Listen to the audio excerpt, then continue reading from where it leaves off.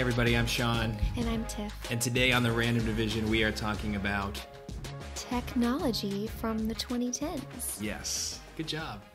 Yeah, that was an easier one to summarize. So this whole episode we'll be talking about tech. And do we just give the full disclosure that of the categories, this is probably the one that we are dipping our toe into as relative novices? And just talking about like our experience in tech. We are not No, I mean, we're not people. Techie people. As we record podcasts about this. We're techie, but we're not like into the cutting edge stuff.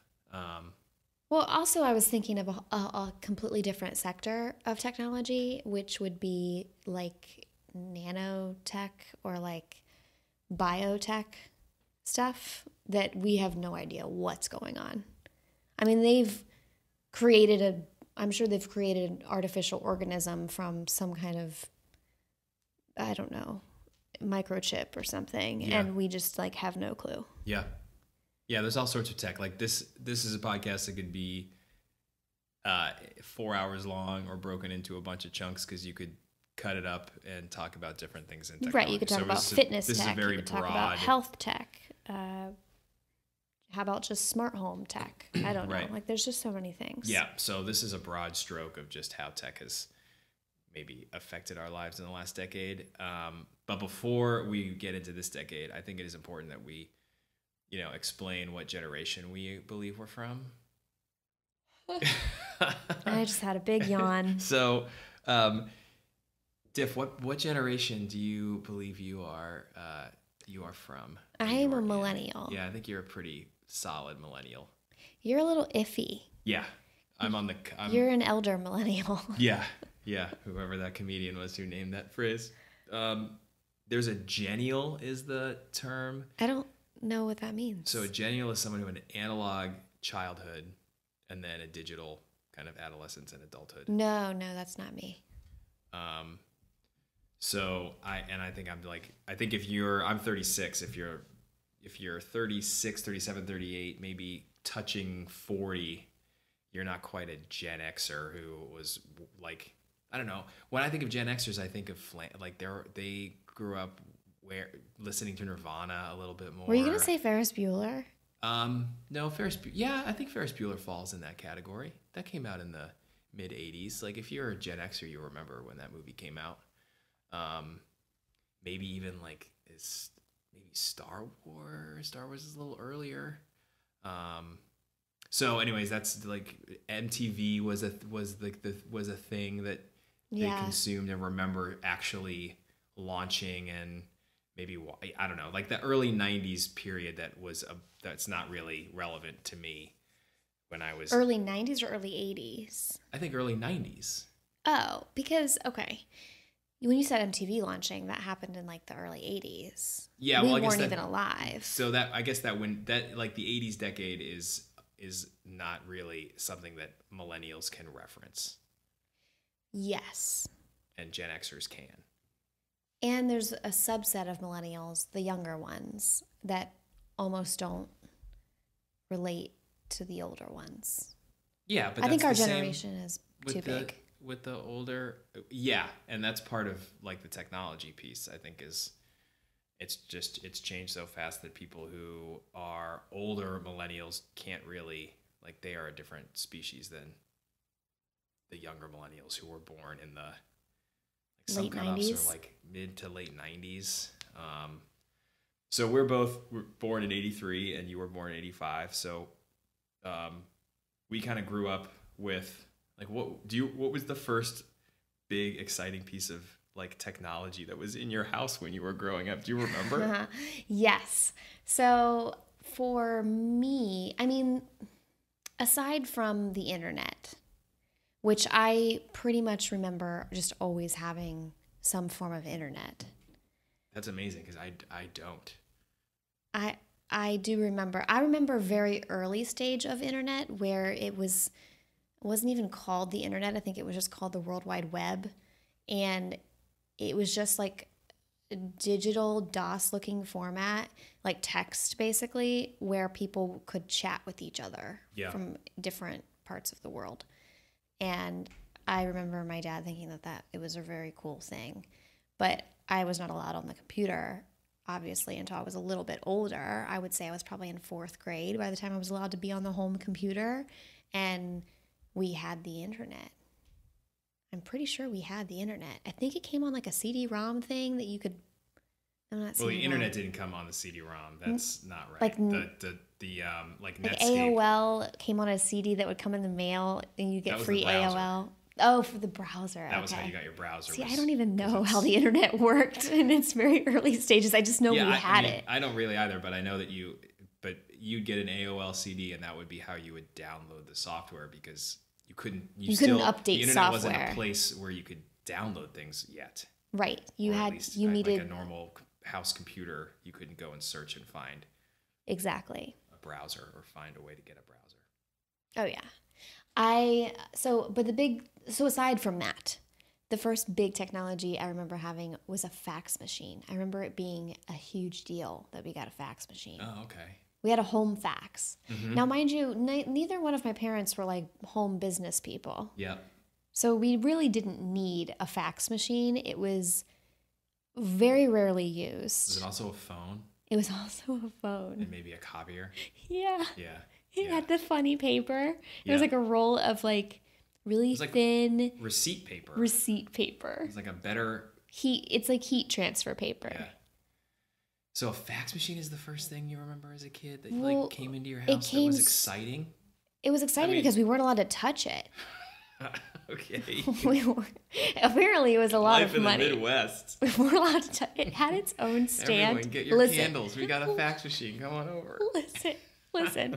It sat in the formal dining room on this little like wooden pedestal. Yes. Yeah. And it was off to the one side, opposite the china cabinet. Yep. And that's just where it was. And you weren't allowed to go in there, and you weren't playing in that room anyway. It was the dining room that we never ate dinner in. Yep. And so it was just this like fancy device. And whenever it would make its sounds, that way we had an incoming fax, which by the way, you used to get spam on your fax sometimes. Like an advertisement would come through. And it was I didn't know that. It was a really big deal because you'd hear the fax making its sounds. Yeah. And then you'd rush over to see what the message was. Oh my God, Tiff. It was so dumb because this is also in the era of email. We had AOL. So the fact that we had a fax machine at the same time that we had AOL, even though I didn't have an email account, neither of my parents really used email. But the fact that of the matter is that it was available. So what year are you talking about? I think this might have been the early mid 90s, I would guess. If you were in 4th grade, it was 94, 95. 96. Yeah. Right. Okay. So that's amazing. Okay. Wait, what are you remembering? I mean, I remember having a computer in the house. But that being a big deal? That being a big deal. So we had like an Apple, I can't remember what model it was. Was it like an Apple IIe maybe? And it was like the 5th child in the house. There were 4 of us. It was like the 5th child in the house, and there was a cover. I remember distinctly. There was a cover. I remember the covers. And the cover was like this strange plastic material that was kind of opaque. You couldn't quite see through it, and it was shaped it was like a grill cover. Yeah, I know exactly what you're talking about. And if we ever used the computer and we didn't put the cover on, there was hell to pay.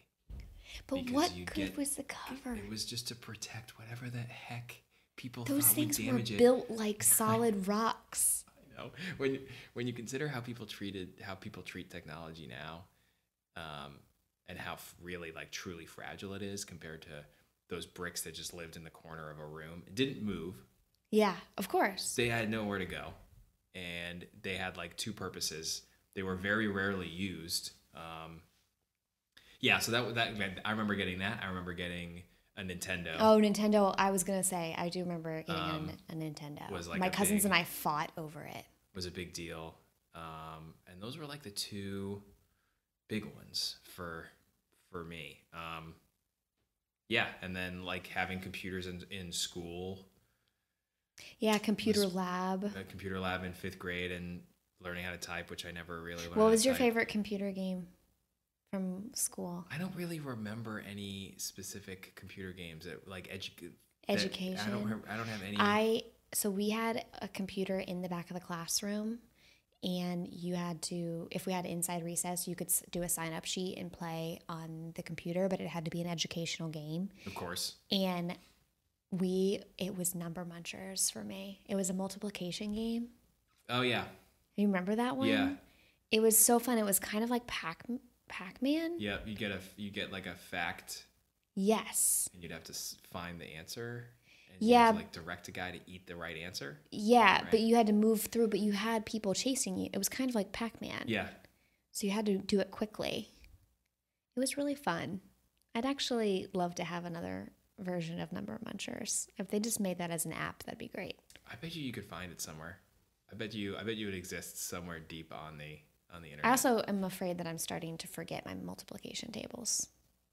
I am too. I mean, I taught them for 8 years, and then as soon as I stopped teaching 4th grade, those things like the 4th grade math can go pretty quickly, adding up like 2 and 3 digit numbers and multiplying Multiplying really 3-digit numbers. I tried doing it the other day just at work. I was like, I'm not going to use my calculator. 3 by 3. A 3 by 1. So easy, right? Oh, no, so yeah, that's easy. easy. And I had to sit there and think about it. I got there on my easy. own eventually, but I was like, whoa, this should just be something that's, 5 seconds or less. Yeah, no, I find that I thought you were talking about 3 by 3. That's a bear. Yeah. It's a bear of a task. Okay, so the fact that our generation has had this incredibly long journey with tech, and you're talking about fax machines growing up.